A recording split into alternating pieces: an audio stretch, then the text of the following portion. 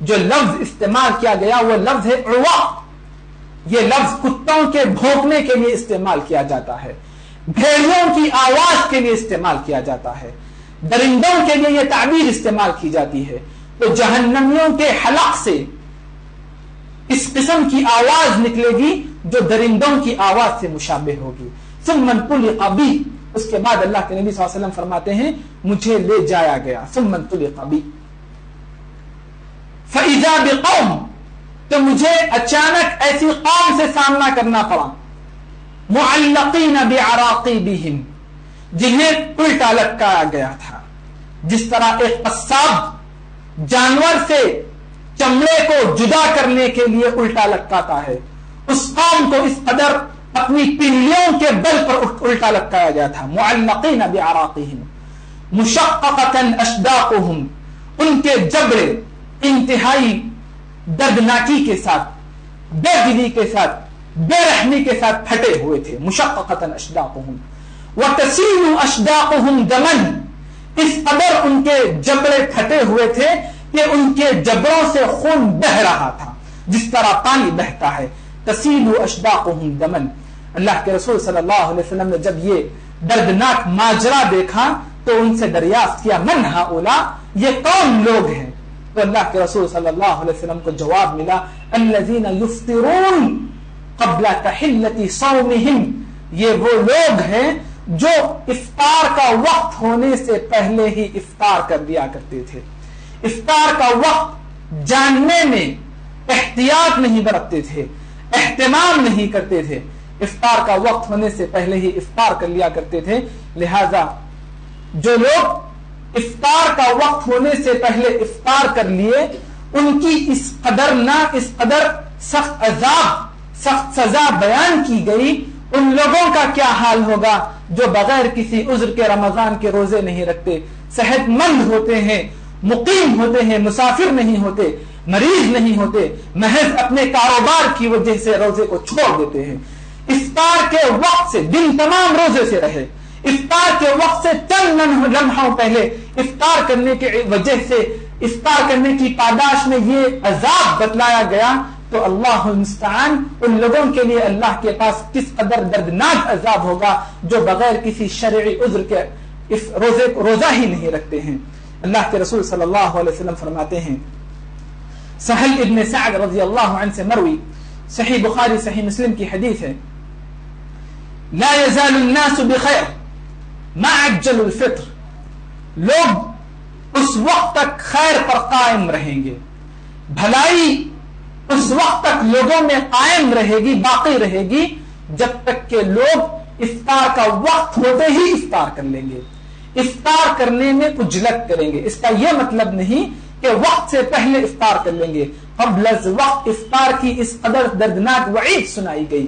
یہاں پر یہ مقصود ہے کہ افطار کا وقت ہوتے ہی افطار کر لینا چاہیے, غیر ضروری احتیاط کا نام دے کر, زائد احتیاط کا نام دے کر اس خیر سے محروم نہیں ہونا چاہیے.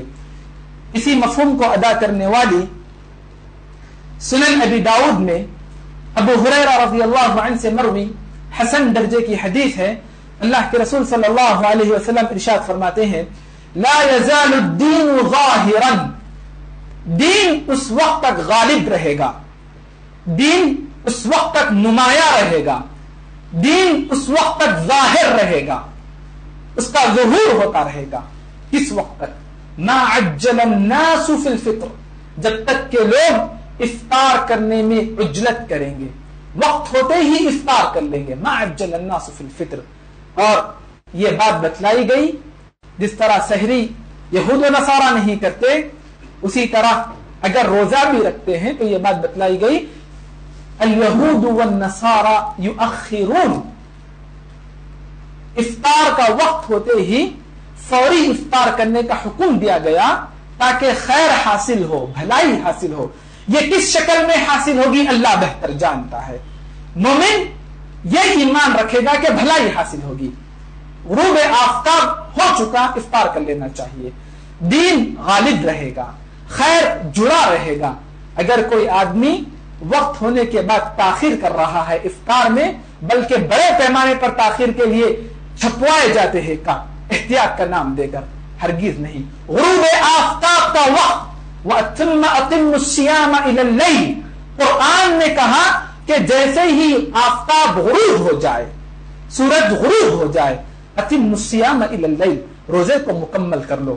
اگر تم ایسا نہیں کرو گے تو ہماری زندگیوں سے خیر و برکت اٹھا لی جائے گی، بلکہ افطار کا وقت ہونے کے بعد تاخیر کرنا، الیہود والنصارى یؤخرون، یہود و نصارہ تاخیر کرتے ہیں، لہذا یہود و نصارہ کی مخالفت کرنے کا اسلام نے کئی مواقع پر حکم دیا ہے۔ زید ابن خالد الجہنی رضی اللہ عنہ سے مروی، جامع الترمذی کی صحیح درجے کی حدیث ہے، اللہ کے رسول صلی اللہ علیہ وسلم ارشاد فرماتے ہیں، من فطر صائما، جو کوئی کسی روزے دار کا روزہ کھلائے، جو کوئی کسی روزے دار کے لیے افطار کا بندوبست کرے، من فطر صائما کان له مثل اجر الصائم، افطار کروانے والے کو بھی اتنا ہی اجر و ثواب ملے گا جتنا اجر و ثواب اللہ تعالیٰ روزہ رکھنے والے کو دیتے ہیں۔ کوئی یہ نہ سمجھے کہ افطار کرانے والے کو روزہ رکھنے والے کے برابر اجر و ثواب مل رہا ہے تو روزہ رکھنے والے کے اجر و ثواب میں کمی آئے گی، ہرگز ایسی بات نہیں۔ غیر انہ لا ينقص من اجر الصائم شیء، روزہ رکھنے والے کے اجر و ثواب سے کچھ کمی نہیں آئے گی، اور افطار کرانے والے کو اللہ تعالیٰ روزہ رکھنے والے کے برابر اجر و ثواب دیں گے۔ ابو امامہ رضی اللہ عنہ سے مروی، مسند احمد میں حسن درجے کی حدیث ہے، اللہ کے رسول صلی اللہ علیہ وسلم ارشاد فرماتے ہیں، للہ عتقاء، للہ فی کل فطر، للہ عند کل فطر عتقاء، اللہ تعالیٰ افطار کے وقت، ہر افطار کے وقت اللہ تعالیٰ جہنم سے لوگوں کو آزاد کرتے ہیں۔ اللہ تعالیٰ سے دعا ہے کہ اللہ تعالیٰ ہم تمام کو دین کی صحیح سمجھ اور اس پر عمل کی توفیق عطا فرمائے، رمضان میں اللہ کی مغفرت کا حقدار قرار دے، جو برکتیں، جو سعادتیں سحری میں نازل ہوتی ہیں، یا اللہ تعالیٰ افطار کے وقت جہنم سے آزاد کرتے ہیں، اللہ تعالیٰ رمضان میں حاصل ہونے والے ہر خیر و برکت سے ہم کو محروم نہ رکھے، بلکہ اللہ تعالیٰ ہم کو بھی جہنم سے آزاد کر دے۔ واللہ تعالی اعلم وصلی اللہ علی النبی الکریم وسلم۔ اگر رمضان سے متعلق کسی کے پاس کچھ سوال ہیں تو پوچھ سکتے ہیں۔ رمضان کا سلسلہ انشاءاللہ جاری رہے گا۔ رمضان کے کئی فقہی مسائل باقی ہے۔ صیام سے متعلق تمہید کے طور پر چند باتیں آئی، لیکن جو دقیق مسائل ہے، رؤیت ہلال کا مسئلہ، یعنی چاند اگر کسی ایک ملک میں نظر آ جائے، چاہے رمضان کا ہو یا عید کا چاند ہو، تو دوسرے ملک میں بھی عید کرنی چاہیے یا نہیں کرنا چاہیے، یا اس جیسے جتنے مسائل ہیں انشاءاللہ آئندہ درس میں آئیں گے۔ آپ احباب سے گزارش ہے کہ آپ بھی پابندی کے ساتھ آئے اور اپنے ساتھ دوست و احباب کو شریک کریں، تاکہ آپ بھی ان تک خیر پہنچانے کی وجہ سے اجر و ثواب میں برابر کے شریک ہوں۔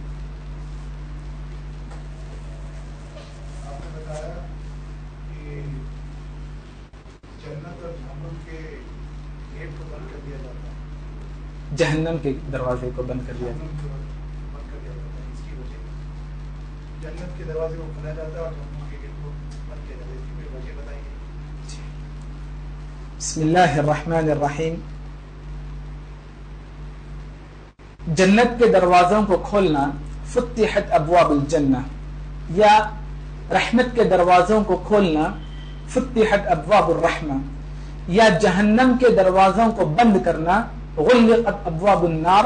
اس کی وجہ اس حدیث کے ابتداء میں بتلا دی گئی، اذا جاء رمضان، رمضان کی اہمیت کی خاطر، رمضان کی فضیلت کے پیش نظر، رمضان کا مقام و مرتبہ لوگوں میں اجاگر کرنے کے لیے اللہ تعالیٰ یہ کام کرتے ہیں، کیونکہ حدیث میں یہی بات بتلائی گئی، اذا جاء رمضان فتحت ابواب الجنہ۔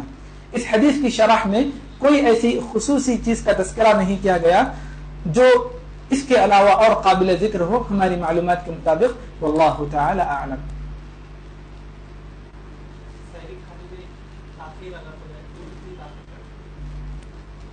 بسم اللہ الرحمن الرحیم۔ سحری کھانے میں اگر کوئی تاخیر کر رہا ہے تو کتنی تاخیر کرے گا؟